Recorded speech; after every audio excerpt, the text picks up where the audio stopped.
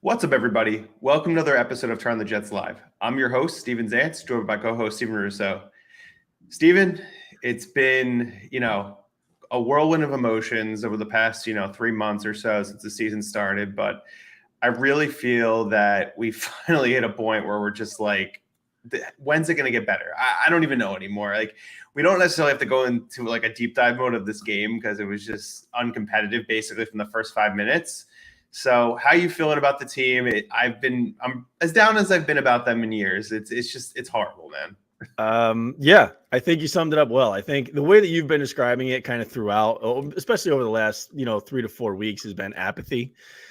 And I don't disagree. It's deflating, and it's to the point where I'm almost indifferent. And that's a tough place to be.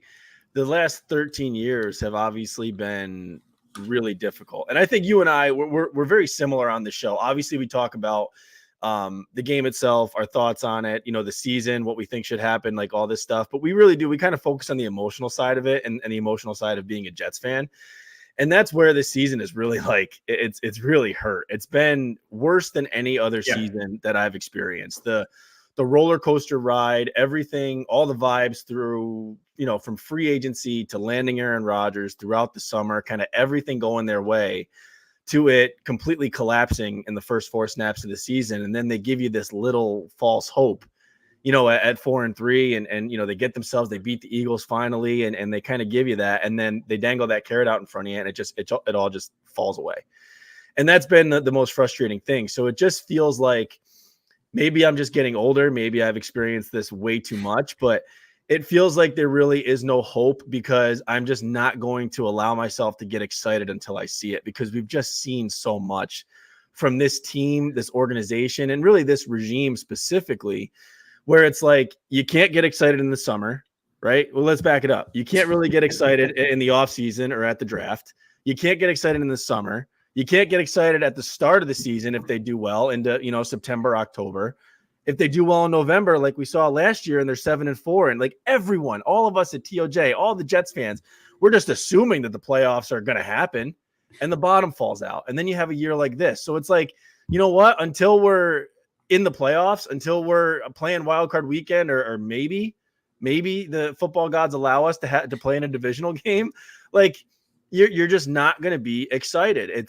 That's how I feel. And it's like, I think of things that should happen that I think would be better if they happen. But at this point, I don't care until it just gets me a winner. Like, just get me to the playoffs so I can watch winning football, so I can be excited again.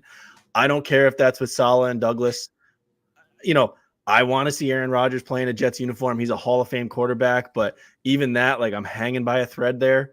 I just want to see them win, and I'm just tired because nothing has worked up until this point. And I think, and I'm carrying on here, but I think, Joe Caporoso on one of the Badlands shows this week, they've been pumping out content like crazy, but he was like, they have legitimately tried every avenue to fix the quarterback situation, and nothing has worked. Multiple top 5 picks. They've gone the veteran route. They've gone the Hall of Fame veteran route. They've gone the developmental route with Bryce Petty and Geno Smith and guys like that who are later round picks. Nothing has worked. And it's like, when will it end? And to summarize, man, I feel like you do. I'm apathetic. I am disinterested. I am deflated. And I'm just like, I'm indifferent at this point. That's what they've done to me.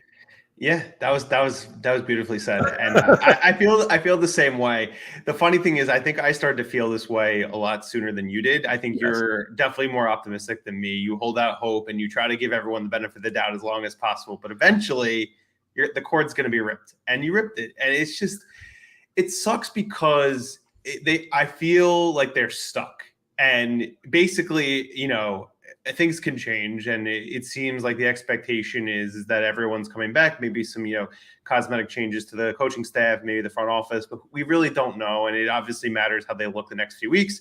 I know it's going to probably be Trevor Siemian, maybe Brett Rippon at some point. Who knows? I mean, it could be Zach Wilson, but I don't think at least this week, maybe he plays the final 2. It doesn't really matter at this point. All it is just really like as they said, the deck chair sinking on the Titanic. So it's like whatever.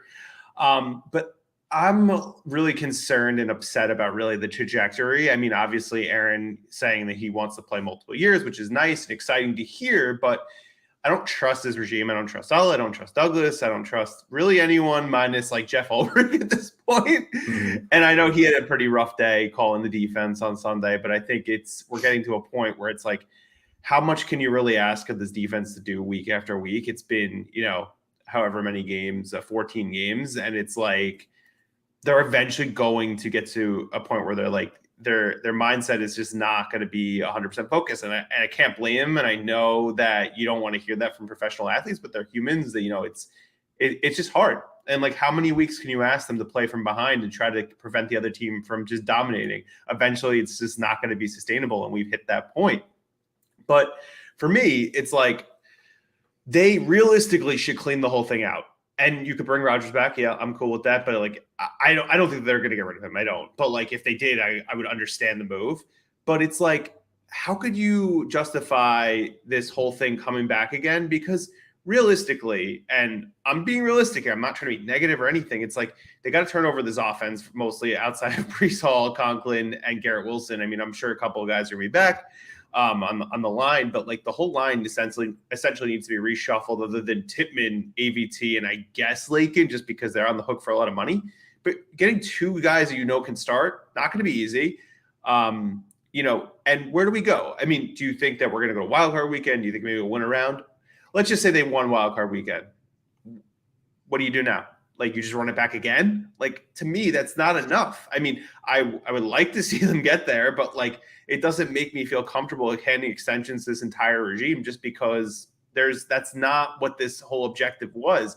And I was all for everything they were trying to do. I understand it was an all-in move, and really 2024 probably was the all-in year. But you're seeing so many holes with this team. It's like, I don't think that Aaron Rodgers, unfortunately, can cover them all up. I know we feel confident that he could be, what we need at quarterback, but he's going to get crushed behind this offensive line. And I just don't trust this regime to build it back up. And it's like, you might as well just clean the slate free and, do what Connor was talking about, competitive rebuild quickly. And then you have a chance to build it from the ground up in a more sustainable, team and success, down the road. I just don't understand you could do this anymore. The timelines don't make sense. And I know people will fight that on Twitter all the time, but they don't. And I just want them to win, but I also want them to keep winning, not just have 1 year, and then it's another 10 years of playoff drought. Correct me if I'm wrong. I'm not crazy here, right? No, I don't think you're crazy. I think, it's hard to really fathom like how that would look if next year they go to the wild card. Like, it's hard to imagine that at that point. Like, and I don't know. I think the answer probably lies somewhere in the middle, but it's difficult. If you have to take into consideration like what candidates will be out there for GM and head coach, because you don't want to take any half measures if they do make a change. Like, do you really want to give Joe Douglas another shot at hiring his own head coach and, potentially going after and drafting another quarterback or developmental QB? I don't think so, but you have to take a look at what's out there, considering things that we've talked about, like Adam Schefter saying there could be 8 to 10 head coach openings, this year coming this offseason. Like, that's going to be competitive, and who knows? I mean, are they going to land a Ben Johnson? Do they want a guy like that? Do they want another unproven first-time head coach? Do they want to go after the big fish? Are there any big fish really out there outside of Jim Harbaugh? Like, does Mike Tomlin become available? Like, all those things are big question marks. I think at this point, though, it really doesn't matter, because I think it's pretty clear and set in stone that this regime is coming back, but it's not. And you and I have talked about this, and everyone at TOJ, and a lot of people have, but it's not unfair to just call it what it is. Like, this regime is simply not good. And there are good things that they have done. You can credit Joe Douglas for the 2022 draft. You can credit Joe Douglas for the Jamal Adams trade, which continues to look better by the day. But you also have to call out his failures. And now we're going to, pretty fairly say that he missed on the 2020 number 11 pick and the 2021 number 2 overall pick. Like, Mekhi Becton and Zach Wilson are swings and misses. You can't argue with that. Robert Saleh, you give him credit for the way that he's able to galvanize the team after the Aaron Rodgers injury, and the way that he has rebuilt this defense to, from a 32nd ranked defense to a top 5 unit in 2 years. Credit him for that. Credit him for the development of some guys like Quincy Williams and other guys on the defensive side of the ball. But you absolutely place blame on him for the coaching staff that he's developed on the offensive side. And from a broader scale, you can make a very solid argument that right now this team is in worse shape than it was when Adam Gase was here. And I don't necessarily agree with that. I don't agree with that. Offensively, it's like the same, if not worse. But like defensively, it's not. I don't agree with that. I'm not saying that I agree with it either, but I'm saying you can make a case for it, that they are maybe just the same situation, right? Like how much different? Like Joe Douglas specifically came in here with the thought that he would rebuild the O-line. He made promises to 2 different quarterbacks. He made promises to Sam Darnold and to Zach Wilson. We're going to protect you. Has he done that? Now, no. Injuries obviously play a big factor in this. But still, the offensive line effort on Sunday was the worst I have seen in my 38 years of watching football, without a doubt. Like it was ridiculous. I've never seen something as bad as that. So I may be a little bit, I may be exaggerating a little bit, but I can't say that even if they are better off now, and you have to take Aaron Rodgers into consideration too, maybe they are better off now than they were under the Gase years, but they're not as far along as they should be. And this regime clearly wants to continue to point to that as how bad this roster situation was when they took over, how bad that regime was when they took it over. And right now, they're not much further ahead, if at all. I guess that's my ultimate point. Yeah, no, that I agree with. I think that they're a lot further behind than they believe they are. And that's correct. And that's a problem. And I think just using this injury 4 snaps into the season as an excuse is it's pathetic. And that is the problem with the organization. It's like, I know Joe likes to make that joke of 8 and 8 Gatorade bats, but like that's still the culture that is here. Think about it. All these other teams in the league, more than any year I can remember watching the NFL, there's been so many backup quarterbacks that have had to play. There's been plenty of guys who've kept the teams afloat. Look at Cleveland. No quarterback. They're down to their 4th quarterback that they've played this year. I guess, because they had Watson, they had not Brissett, DTR, and then they also had PJ Walker, and now they're using Flacco.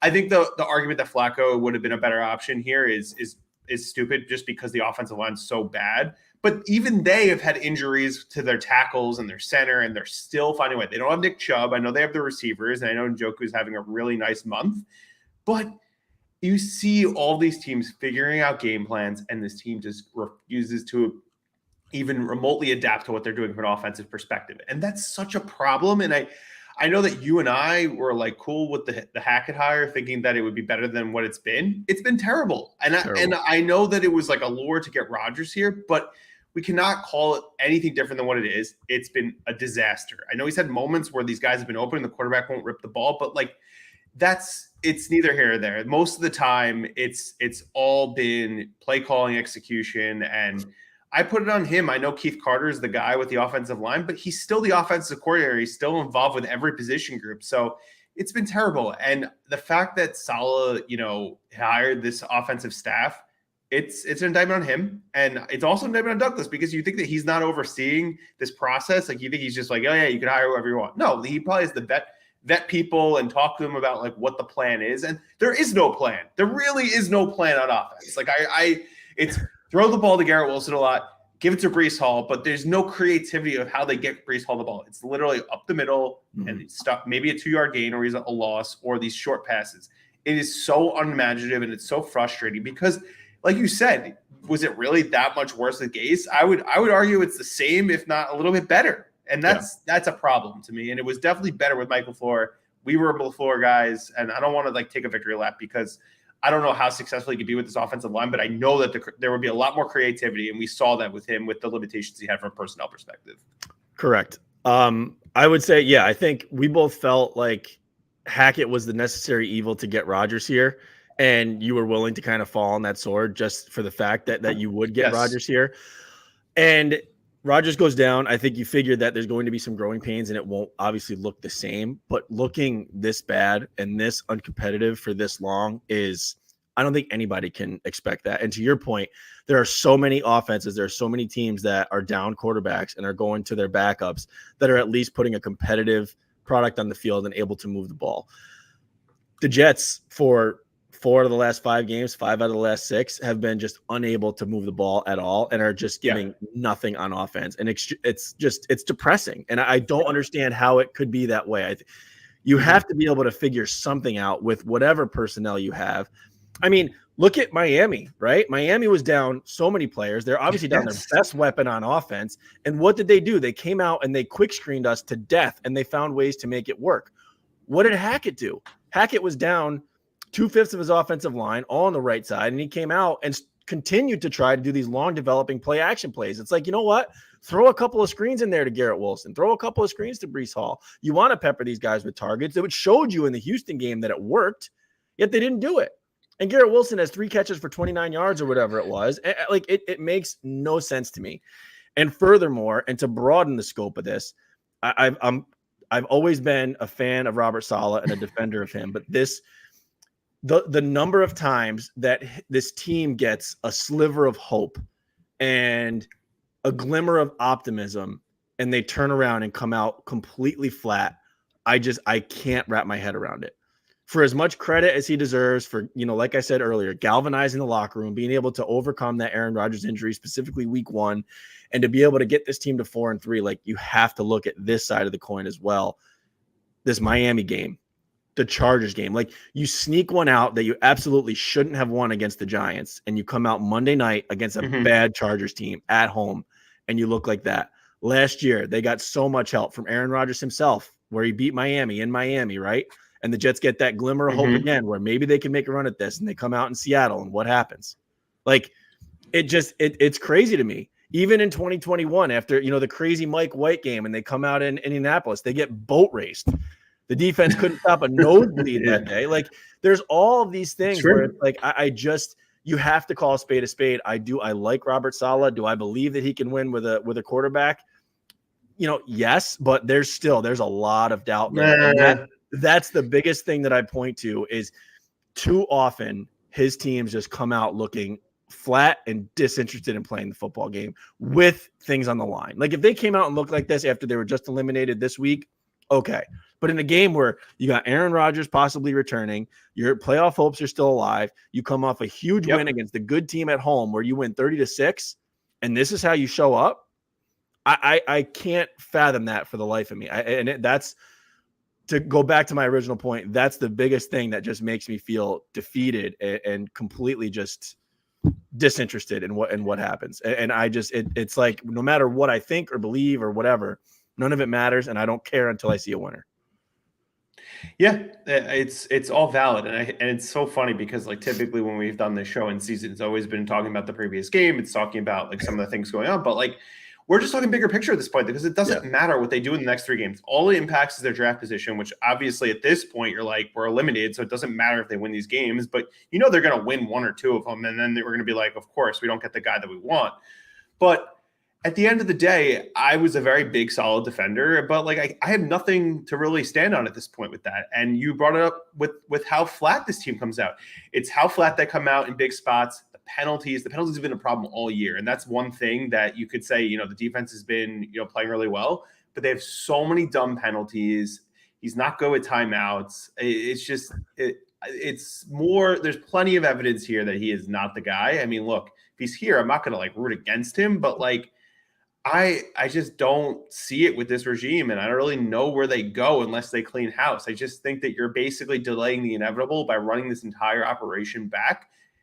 And next year, because they're going to probably not live up to the expectations unless somehow this roster gets so much better year over year, which they do have the resources from a cap perspective, and I know that they can make moves in the draft, but I don't trust Joe Douglas. I know Joe did a good job putting together, like, the McCagnon chart for Douglas.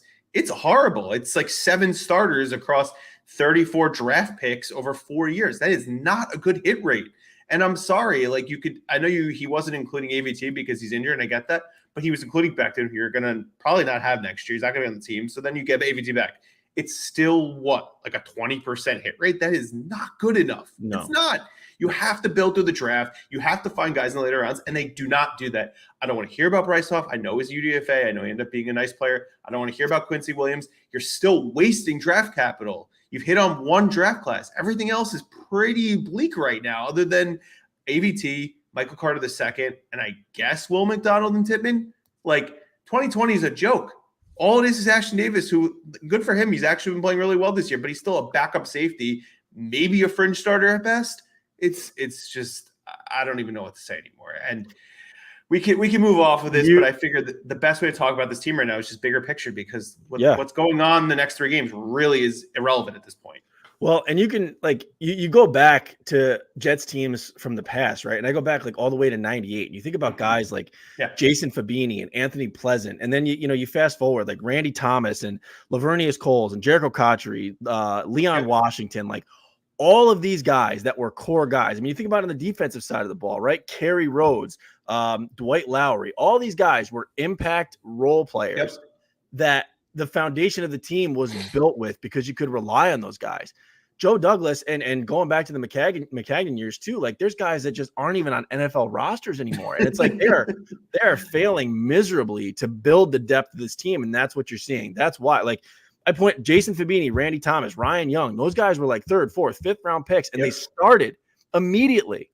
And they were core guys of good offensive lines that, in front of Curtis Martin and other people, they would lead leagues in rushing. That's how it would go. And we struggled to get anybody that can contribute. And I thought, again, I'll bring up Joe Caparoso, brought up a good point. Max Mitchell, he's a 4th round pick.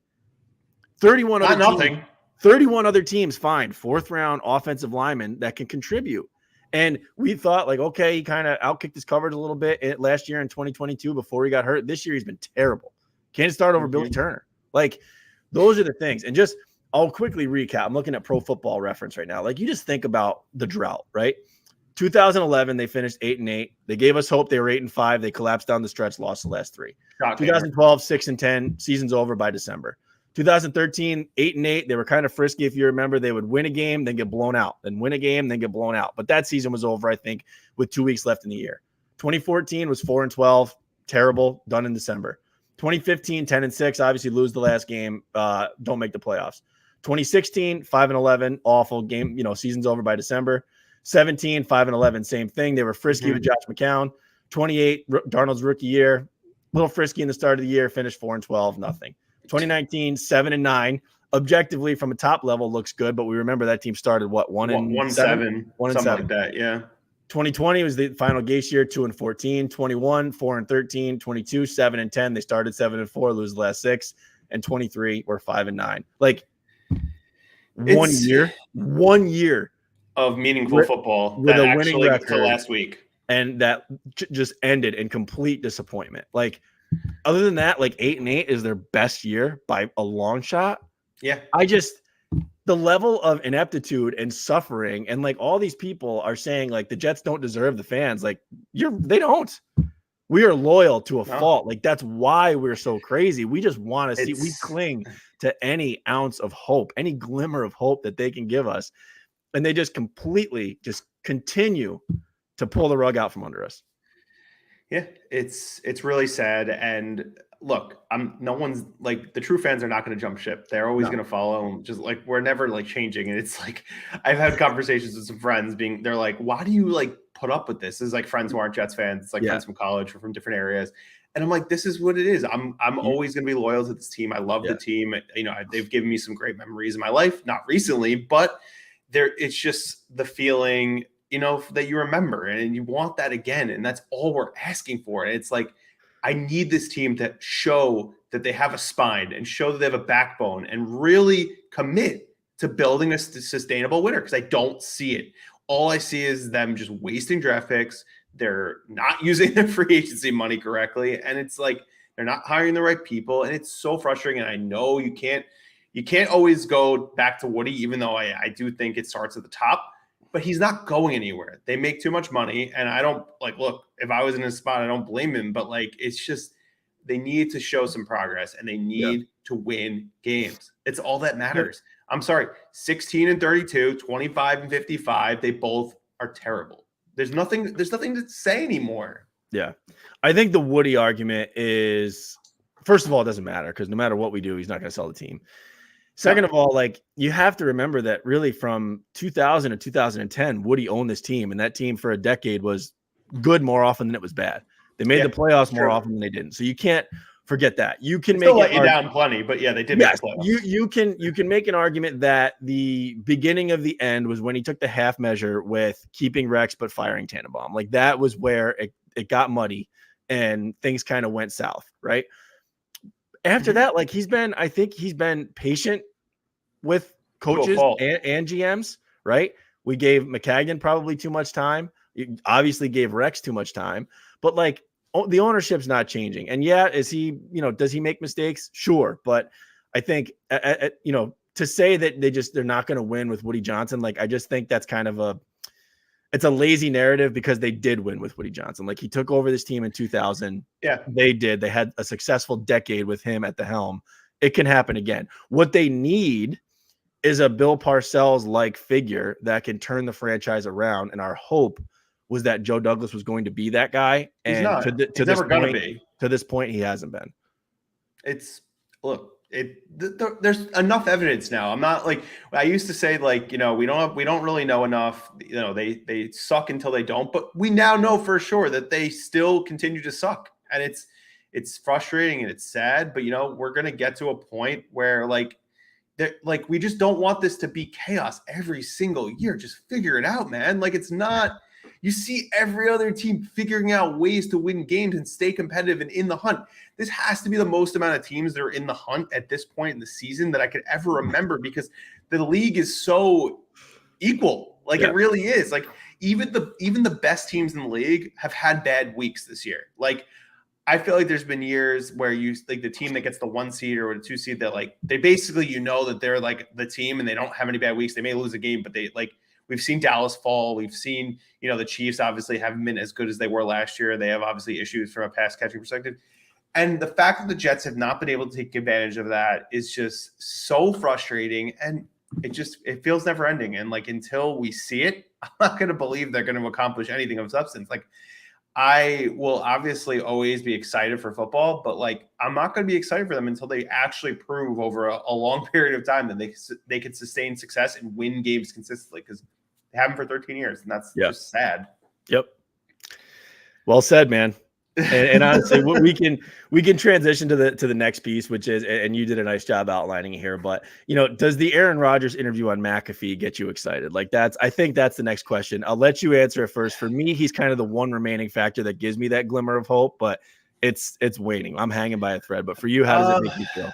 I mean, yeah, because this whole year was taken away from us 4 plays in of what we expected this team to be, but. I mean, do I have my concerns that he's not going to look the same and he's going to look old? Yeah, of course I do. So it's I'm not as excited as I was coming into this season, but I like that he's not showing signs that he's just all right, this is clearly not what I thought it was going to be. I'm out of here.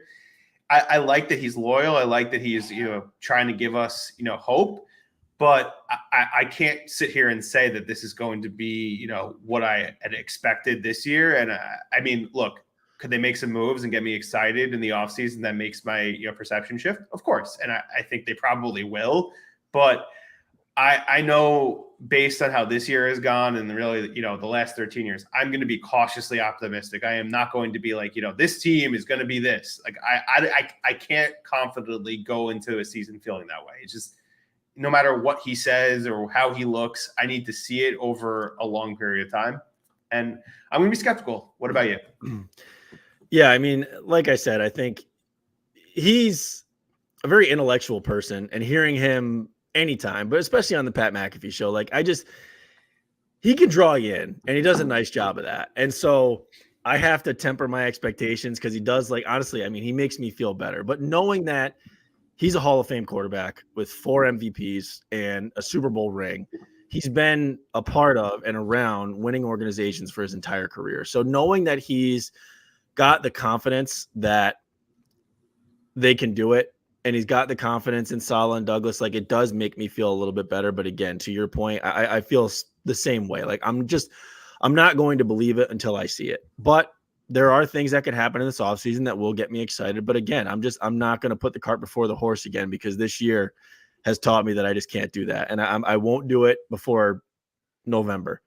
Talk to me when this team is, 8-3 and Rodgers is slinging it all over the place. And you got, Garrett Wilson and Devontae Adams and a solid offensive line and everybody's healthy. That's really when I'll probably be back and optimistic. But until then, it's I'm going to watch every game. I'm going to cheer like hell. I'm going to hope for the best, but am I going to expect anything? No. But I do think like he does just kind of have that like that draw to him where he does provide like a calming sense and like everything's going to be okay. And, his little, like he kind of almost in a way gives that relaxed speech. Like, I'm sorry, Jets fans, but promise, we'll stick with us and we'll be okay. And, that's kind of the one thread that I think I'm hanging on to.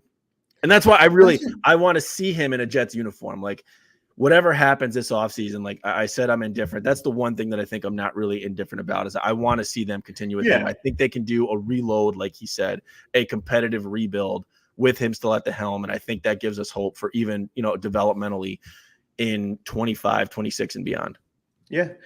I mean, look, you said 8-3. It needs to be 9-3 because the Jets started 8-3 with Favre and then collapsed. They need to get past that schneid. I'm just saying. Reopening old wounds. So I know that there's a game this week, so we should talk about it. But we don't even know who's starting at the moment doing the show. It's probably going to come down to the wire. But I'm expecting Simeon with probably Rippon as the backup. But what do you think is going to happen? Because this is a game that the Jets can win, despite how incompetent and inept they've looked. Their defense can definitely shut down this Washington offense. And I know that the Jets can't score, but the Washington defense is terrible. I don't know if you caught a little bit of a glimpse of that Rams game, but they were just like crazy inept on defense. So what do you think is going to happen? Do you think they're going to win this game and we're going to be like, why did we win this game and move up an extra spot or two, whatever it means come April? Or do you think that they're probably just going to, just lay down and that's it? I don't know, man. It's weird. The battle of what the 32nd ranked defense versus the 32nd ranked offense. I don't know. I think in times like that, I think, typically you kind of see the offense win. And I feel like the Jets will be able to pull it out for whatever reason. I don't really even know. And honestly, at this point, like I don't even care about draft status either. I'd like to just watch competitive football and see the Jets score points and see the young guys. Like, I just think that part is more important. I think seeing guys like Garrett Wilson and Breece Hall on the offensive side succeed, I think that's more important than draft position. As much as I would love to get like a Marvin Harrison Jr. or Joe Alt, like these guys are talking about, at this point, I really just, I want to see them win regardless. Cause I've rooted for draft position for far too long. And I just don't want to anymore. I think the Jets probably sneak one out. I don't even score prediction. I don't know. Maybe it's, 20-17, something like that. It doesn't really at this point, like it doesn't make any difference. And I think I've been wrong way more often than I've been right this year. Yeah. I think that honestly, they're going to win this stupid game. Like they are, because that's what they do. Yep. They're going to win this game and they're going to lose to Cleveland and then they're going to beat the Patriots and they're going to pump their chest that they finally broke this streak. And we're going to end up not getting the player that we want because that is what the Jets do. They love to win the games that ultimately impact the future trajectory of the franchise. And they're going to hand the Patriots the quarterback that's going to bother us for the next decade. And that's just what they do. Like it's so fitting that they are going to pump their chest beating this lifeless Patriots team finally to only give them the guy that's going to end up beating them in the long run. That's just like, it's going to be hilarious if that really does happen. I know obviously they could end up losing out and this conversation means nothing. But I do think that they're going to win an ugly game. Probably going to be maybe 14-10 against Washington. That's my prediction. I think that Breece will end up having a nice game. I know it's been a rough stretch for him. I haven't quit on believing in him. I just think that the offensive line is so far gone that it's really an impossible situation. I just want Garrett to have another 1,000-yard season. I just want the man to continue to produce. I feel so bad for him. He's doing everything in his power to show up every week and do everything he can. And it's just, man. Can we have some fun? Can we have some damn fun with this team? I know it. I think that's a big part of like reactivating Aaron Rodgers and continuing that process is giving these young guys like Garrett Wilson and Breece Hall hope for next year and hope for the future. Like that's a big part of it. And that's what I want to see. And you see how good Breece Hall still is. Like when you get him the ball in space, I mean, when he had 8 for 86 and a touchdown at receiving against Houston, like the kid makes plays. Like he's a good running back. He's just getting hit behind the line of scrimmage anytime he gets a handoff. It's ridiculous. This offensive line is awful. So yeah. And in regards to the Patriots point, I mean, I don't know. I can't, they had their run. They had Tom Brady. Like I can't be fearful of whatever. I want to see the Jets win. I don't care. I just want to see him beat New England. I want to see it, especially if it's Belichick's last game. I just want to see it.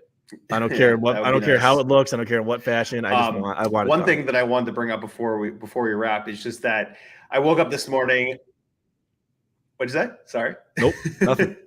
Oh, I don't know. I think it was just something with the audio. But the one thing that I woke up this morning is I saw today's the anniversary of when they won that game and ended up not getting Trevor Lawrence.